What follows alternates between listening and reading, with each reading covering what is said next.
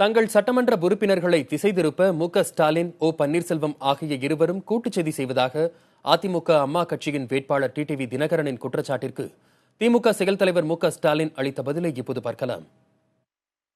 ஸ்டாலின் எப்படியாவது எங்களது ஆட்சியை ஒழித்துவிட வேண்டும் என்பதற்காக எங்களது சட்டமன்ற உறுப்பினர்களிடம் ரகசியமாக அவர்களது உறவினர்களை மற்றும் அவர்களின் நண்பர்களை ஸ்டாலினை சேர்ந்தவர்கள் தொடர்பு கொண்டு அதை தருகிறேன், இதை தருகிறேன், நீங்கள் ஒரு 6-7 பேர் பன்னீர்செல்வத்திடம் சென்று விடுங்கள் என்றெல்லாம் கூறி வருவதாக தகவல் வருகின்றது. அதை எங்களது சட்டமன்ற உறுப்பினர்களும் அவர்கள் தங்களை அணுகுவதை எங்களுக்கு கூறி வருகிறார்கள்.